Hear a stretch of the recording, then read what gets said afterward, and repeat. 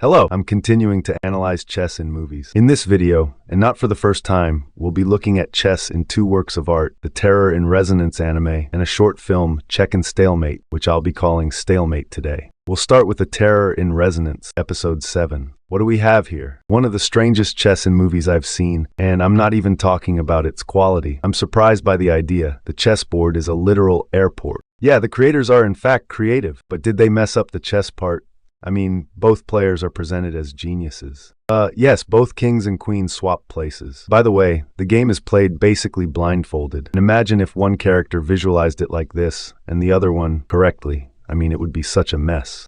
d4, the king's pawn, and black responds knight from b8 to c5. Surprise on the first move, after which white almost immediately responds. Конь на f6. And I am also sometimes mistaken because of the cousin squares, but that notation inaccuracy is far worse because it's obviously a square belonging to black. After that, we see two more positions. The first one looks like this, where it's white to move, and it is totally winning after knight takes rook, but it's obviously illegal because of the unprompted useless pawn. Okay. The second one is even worse. It's white to play while black's in check. Both of their queens are attacked, and the one on d5 is caught in a crossfire. The e8 pawn is still a pawn, and the white king was just eaten by black's peasant, which ended the game. This really makes me want to go back to Gogoriki, but at least the game is over, and again the character's words make it even worse. a1 takes the queen with mate. I don't even want to think about that. And there's nothing more to it.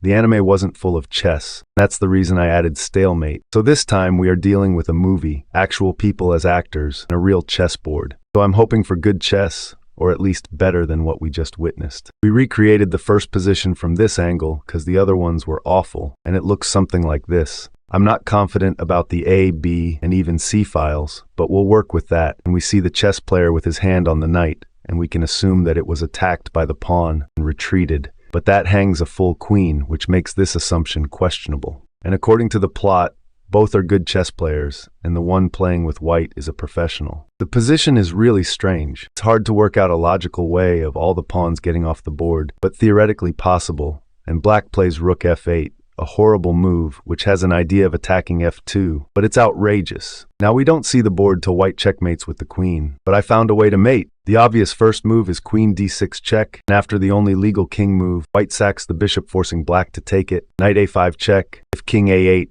then queen c6 to b7 with mate. But if king c8, the fastest mate is achieved with a rook. However, white could also take the queen, then check with the queen, rook d2 and mate in 2, finishing it off with a queen. An interesting mating sequence, but there's a fact that I don't like about this game. Look at this position. The board is placed incorrectly, and this dark squared bishop, which wasn't even on the board before. And no, this wasn't a bad angle. It was taken. Look. Okay, now we're heading over to the main game, at least for the plot, and it is played between the main character and a German officer, a chess professional. It's important to note that the main character, Misha, is playing to save his own life and to save other people brought here. But there's a rule that if white loses a queen, this woman's on. If the rook is taken, this old man will receive a bullet, and so on. Now that we're done with the inhumane terms of the game, we are ready for the final analysis. g4, d5, e3, and bishop takes g4. Yeah, the chess professional is giving up the bishop on the second move and smiles. But okay, according to the plot, he is giving into this game, but he's trying to not make it too obvious. When we see the position again, it looks like this. And the first thing that crossed my mind, the e3 pawn is placed back on e2,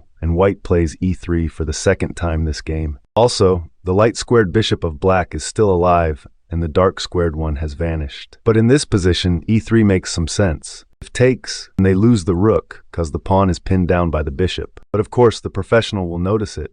Misha takes the rook, and a German officer says, "You're missing something," and takes out his queen, which implies a human death. How did he take the queen? If you're watching my channel for a long time, you might have guessed that this position is changing again, where the white queen is attacked and black exchanges them, and then some time passes, and the next time we see it, position looks like this, where white pushes d4 hanging the bishop, not taking a free knight and missing out on a rook pin, and it changes for yet another time. And here, black is completely dominating the game. They just gave up a queen on purpose. But wait, hasn't he already traded it? How is it still alive? Okay, then the b4 pawn teleports to c5 and summons a black pawn on its previous place, and white takes the queen. As for the end of the game, there were no decent angles, which means that's all for today. Thanks for watching. If you like the video, share it with your friends. Subscribe so I update the channel banner. See you later.